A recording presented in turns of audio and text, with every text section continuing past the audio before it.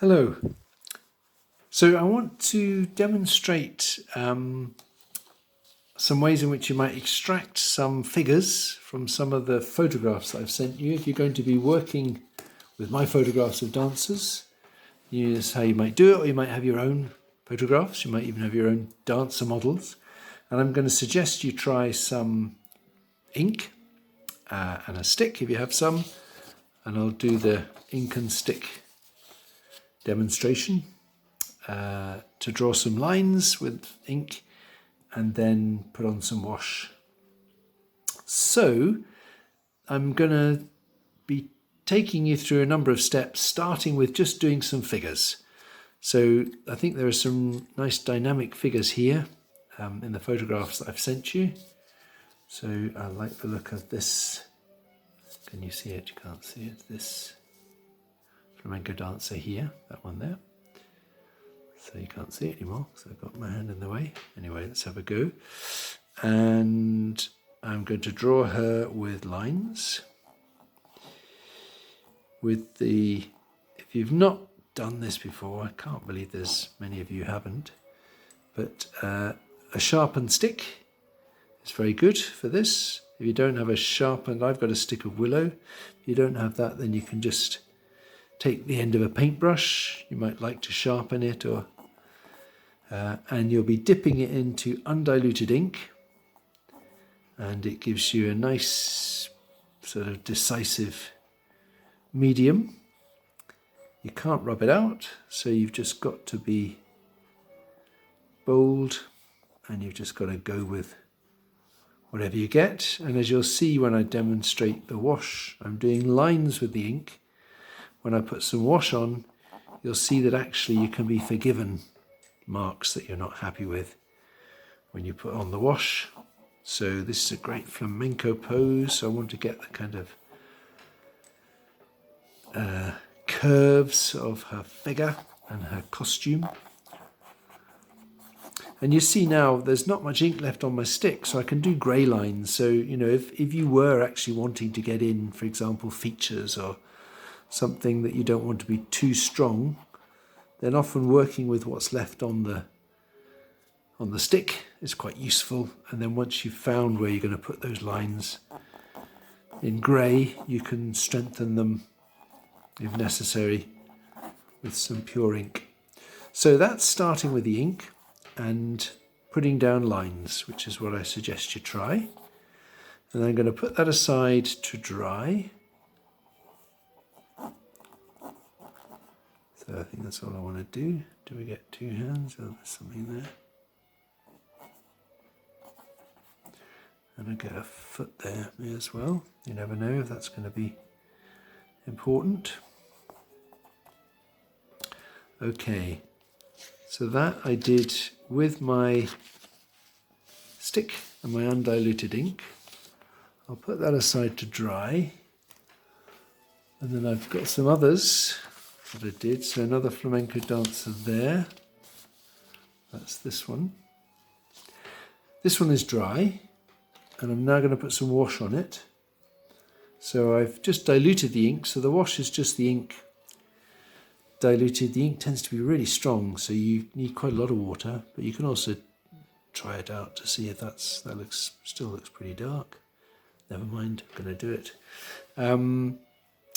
And I'm going to put on some wash for some dark shapes. So dark hair, it is really strong. Should I dilute it a bit more? I think I'm going to pause this and dilute it a bit more. Okay, so I've diluted the ink. Let's hope I'm not losing my nerve. But my model has dark hair, and I've got some shadows down this side of her dress. And there's also some sort of pleats. So I'm using a bit of sponge, which I think is good because, like the stick, it's a kind of approximate implement.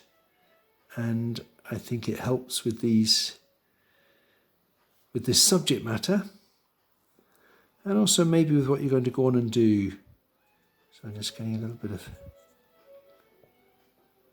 yeah. So that's modelled my figure, And if there's shadows as well, often worth putting that in. So that's modelled my figure, blocked her in, but kept some of the movement. And the other one that I prepared earlier was some of these ballroom dancers. So I've sent you pictures of ballroom dancers, flamenco dancers and ballet dancers. So you could do some sort of crazy dance festival where they're all together, or you might just want to choose your particular dance style. So I did a line drawing of, there's an Adam. So I often do the hair first because the hair is dark. And a bit like the stick, I mean, he's more or less in black, so that's okay if you don't fill everything in. But you might also find, as with the stick, there's a little bit left over. But you want to do more subtle things. She had a black dress on. The sponges sometimes give you a bit of a kind of brush stroke, what's the word? A broken mark, a textured mark.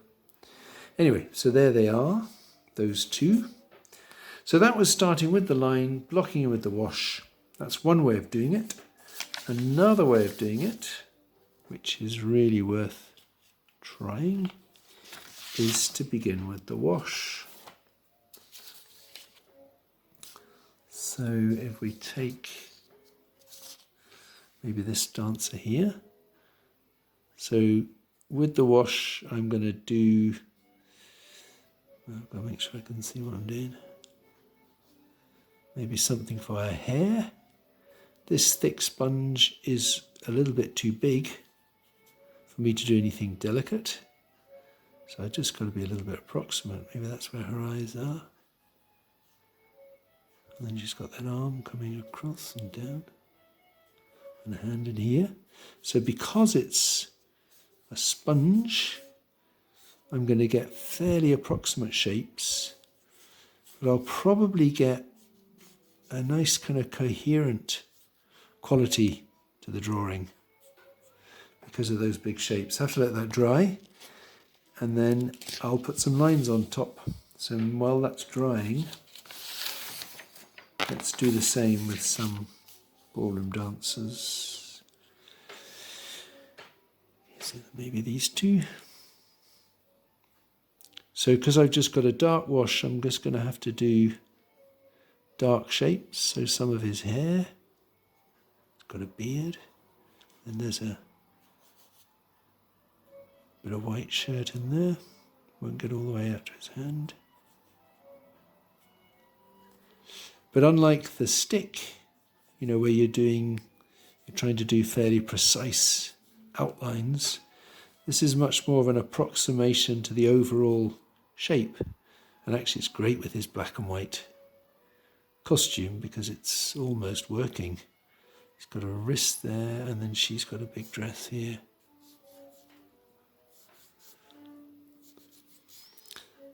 So as I say, this gives you an approximation, but it also gives you a coherence.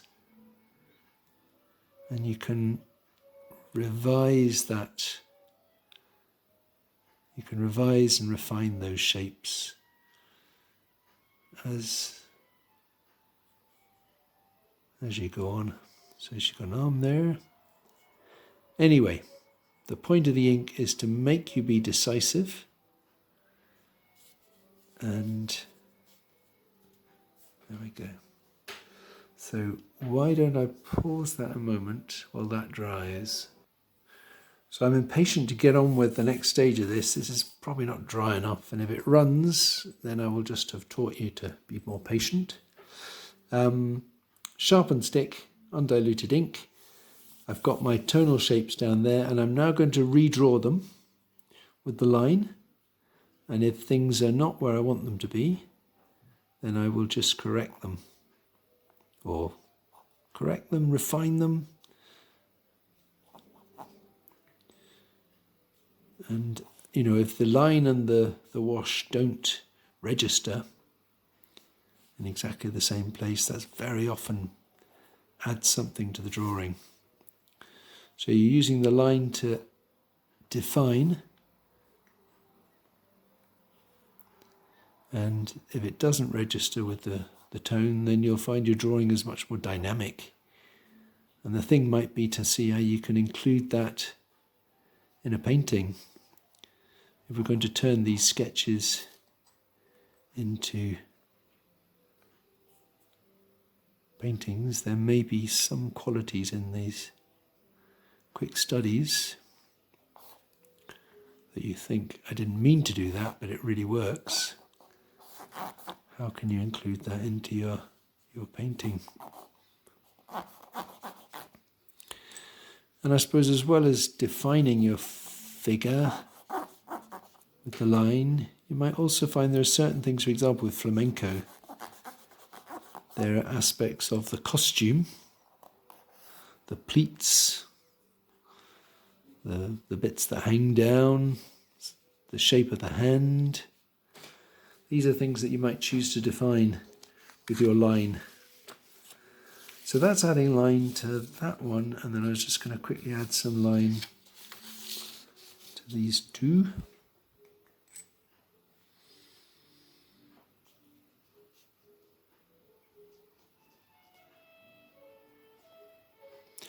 Again, it's worth letting, if you're going to do features, it's worth letting things dry out.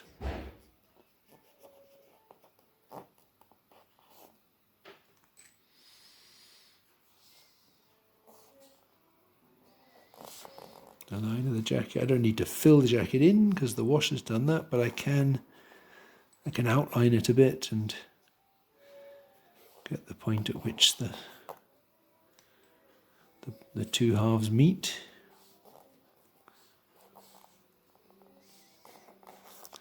Define one leg over the other, and so on. I think you get the idea. I'll quickly do something to her head, get her working a bit better. Mark under her nose, perhaps, and an ear.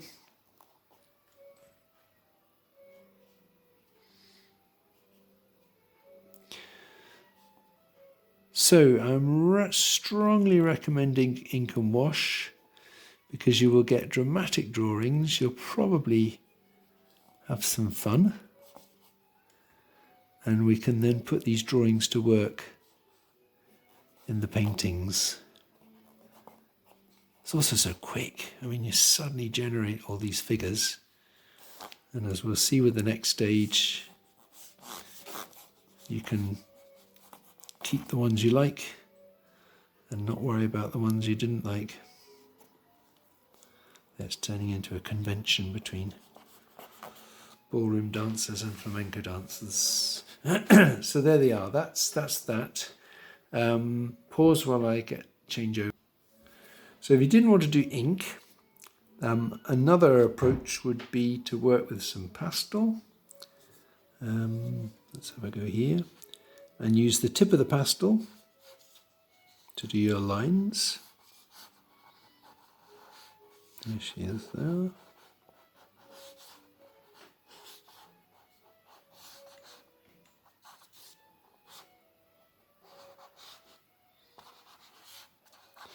So you could work with some lines a bit the way I showed you, and then maybe with colour or with the same pastel you could, instead of using the wash, you could block in with the side of some pastel and even do a bit of smudging.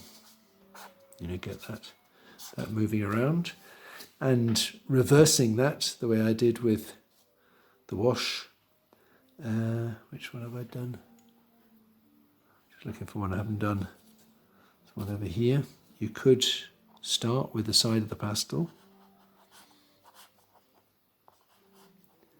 which, like the sponge, is difficult to do too precisely.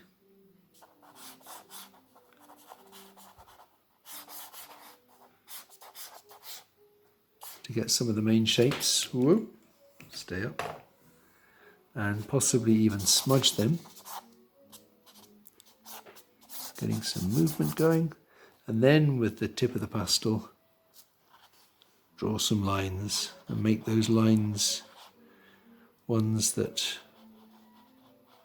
not only refine but change the first shapes that you put down in the colour, the pastel colour. And I suppose doing this way, I mean, you maybe try both ways, but by doing it this way, you're also perhaps getting some ideas about colour. Although you see, I'll show you in a second with the ink, you could also put some colour onto the pastel. No, onto the ink. Okay, so that's another way of doing it. And yes, as I say, with this, if that were dry, it wouldn't be a big deal just to block in some colour. So you could actually start with ink and then get some colour into your figures if you want. So that's a couple of suggestions about how you might make some studies of these figures using the ink and the wash and maybe some pastel. So I've got a selection there, and the next stage of the video I'll talk to you a little bit about how you might start to put these to work in a multi-figure composition. So the next stage of the process is to look at what you've got, all the different studies of individual figures or pairs of figures, and see if there's a combination that you could make some sort of composition out of. She looks like she's doing karate, so I'm not sure about her, and she's not very finished, but I looked at the others. I just laid them all out and tried them in different arrangements.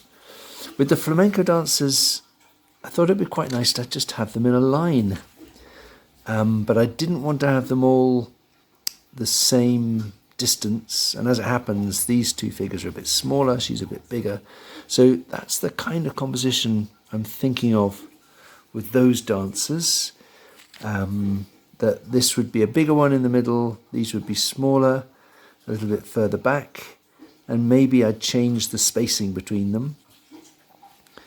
These might be close together, might be a gap, something like that. So what I'm demonstrating here is just with your studies, if you move them around a bit without having to redraw the composition until you've tried some different possibilities, you can often see quite a lot with the way you arrange them.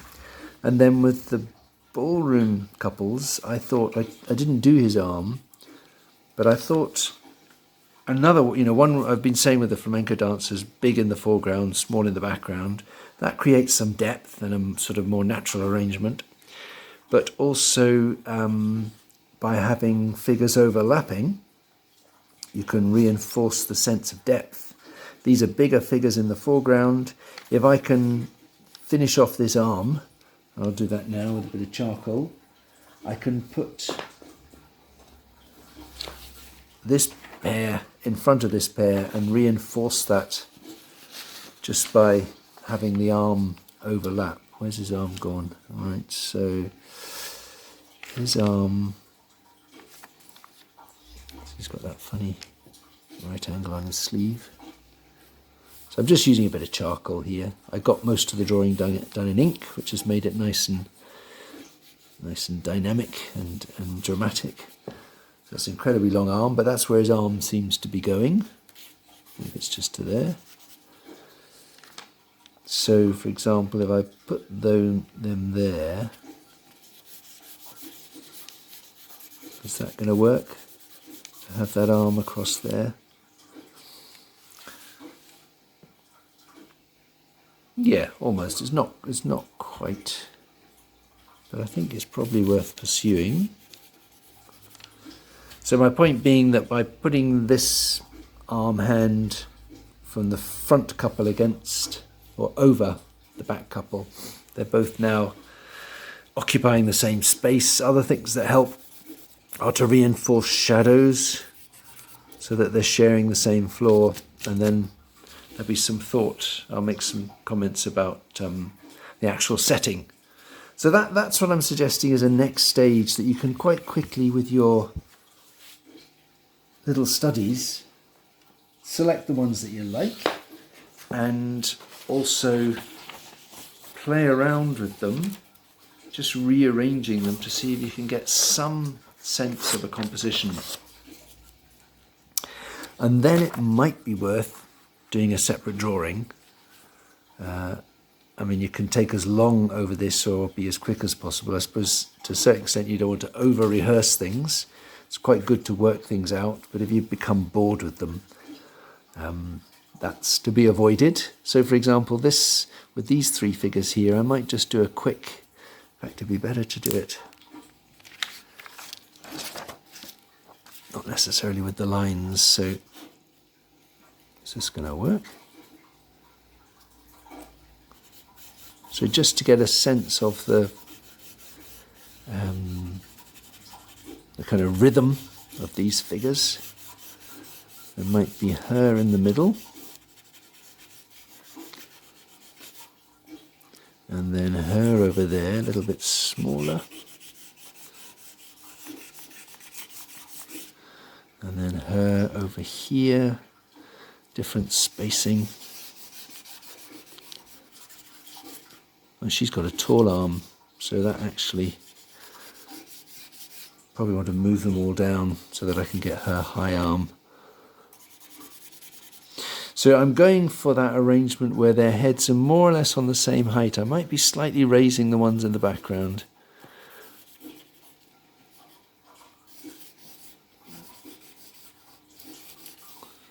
So this is just to try out, do I like this idea that has been developing from the sketches.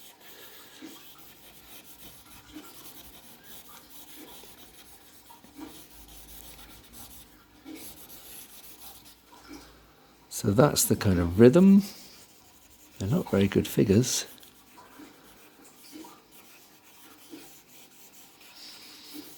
But that shouldn't matter if it, if it gives me a sense of the composition that I'm after. I should have used proper paper. This is photocopy paper, so it's pretty rubbish surface. So let's see, make sure you can see that. So that's just what I'm trying to develop from here. I should use better paper really, because then I want to think about the setting. And I'm encouraging you to work with something fairly simple. I think with the flamenco, it's possibly worth just putting them in the dark. You're just having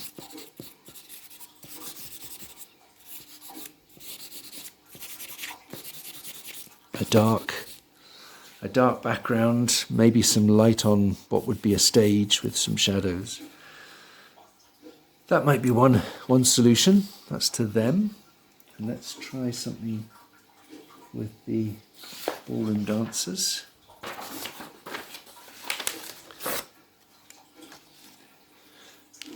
So, generally I'm just trying to show you how you can go from these studies into choosing some sort of composition which you can then work on in paint. So with these two, maybe what I'll do is have a much bigger difference. I hope you can see my charcoal is rubbish. It's got no... Alright, I'll pause this and get some... So it's going to have these figures bigger here in the foreground on the left side. He's got his arm out there, and I thought I would maybe exaggerate the difference in scale. So the couple in the background, thought I would make much smaller.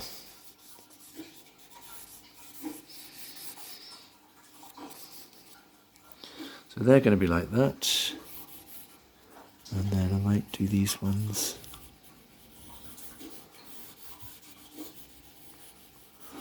So this is all charcoal on white paper, not detailed at all, but just to give me a sense of how those two could work together.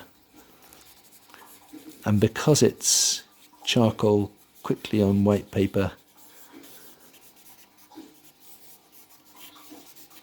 if I don't like it, I can change it, or I can just go for a different idea. So that one,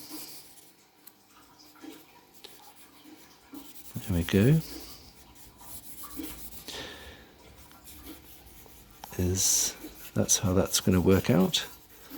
This is, I folded A4 in half. Again, it's worth working small, and that helps with the speed as well. You'll get your idea down quickly, and you'll probably see it better as well. When you work small, you can usually see things a lot more clearly. You can see what works, what doesn't. It's like standing back, basically. You don't have to stand back so far when you work small. So if this is the stage of the process of trying to decide what to develop, what to go with, and with this dance subject, with all these drawings and the reference photographs I've given you, there's loads of material. You could do a lot of paintings from these, but you're just looking for one that you're happy with. So working small, you see that idea straight away, and you can eliminate things. I quite like both of these, actually. I wish the flamencos were better drawn, but so next stage of the process then would be to look at what you've generated and make a decision about what to develop. So I think I'm going to go for the ballroom dancers, and I didn't say anything about setting. If I just put in a horizontal line, then we've got the back of the room. I think if I've got something very horizontal, that's possibly not as interesting as if I angle it a bit. It might be nice to get some sort of rhythm in the background. Just vertical lines is something you can do. Or maybe, I don't know, a bit of architecture, some arches.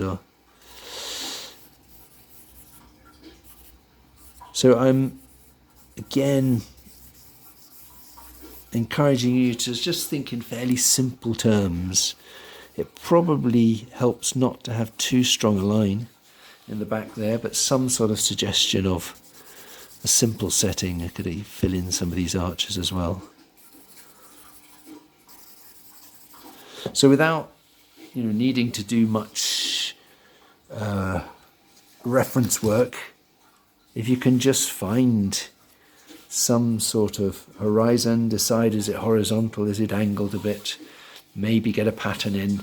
With the flamencos, I was suggesting just dark could work pretty well, I think, as a flamenco style stage. And you could put a bit of colour on as well. As I said, it's this point about rehearsing. How much do you rehearse in a little study? And I think that varies from person to person. Some people find it very helpful to get everything worked out and then paint the painting. Other people find it's much better to have a reasonable idea but still make discoveries once you get to the painting stage. So that's more or less it. I'm just going to start the painting and show you that as a final step in this demonstration. So I'm set up now to paint. I've got the studies I did here, the recomposed little charcoal sketch there. I've also got the photographs, but I'm not going to work with the photographs at the moment. I'm going to basically use this arrangement on my card. I'm painting on some card here. So Jill had been saying something about size. Karen had painted a very small still life last week. I've got a piece which is What's that? That's A3. Wait a minute, I don't know what size it is. That's an A4. So no, I'm just slightly bigger than A4. I think especially if you're trying to work something out, like putting figures together in a composition, working smaller is just great because you get further quicker. And as I've been saying, you don't have to stand back so much. You see straight away whether things are working. But of course, working with figures, if you want to go further in detailing their heads, their faces, things like that, then you'll probably find the smaller scale is frustrating. But I think for working things out, working smaller is just great. So, but again, the point about rehearsing, you might find you work things out on a small scale, and then to make it bigger, you might lose interest. Anyway, so I will do something about scale, maybe in a future session. So I want to work with these figures here. So I'm looking a bit at both drawings. So I'm going to just sketch them out roughly based on the different drawings, but crucially getting this arrangement, because I did give some thought to the spacing between the two pairs, the two couples, and how that's actually going to work in the overall composition where I have the empty space. So that's what I'm starting. So I'll sketch these out, and then I'll mix up a bit of colour and start blocking in some colour. So I've sketched out the figures, and I've hinted at some of the interior. I've mixed up some colours, and I'm going to start by blocking in some of the background. I don't have any colours for the dance hall, so I've decided a nice rich red in the spaces, and I'll put some greys in the archways. It's a funny bit of card. Nothing is behaving as the way it's supposed to. A bit too many ridges. So I'm just using card to block in the colour, negative shapes. I think it's a good idea to start with the background. As I say, you might have to get some reference for your dance hall colours.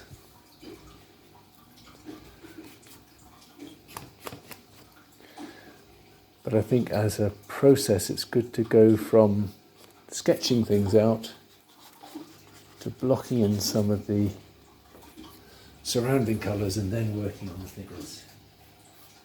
And I think in that way, well, first you don't get drawn into too much detail because you're working with the bigger shapes, and also some of the colours in the figures are perhaps more easily judged once you've got the background colours in. So I'm not going to do it all, I'm just going to go over this next stage quickly. So I've got something there for the interior. I could do more to that, of course. And then I made something for, I was imagining some greys in these archways. I also realised that the colour I chose for that background is also Inez's colour of Inez's dress, so I'll have to change her dress.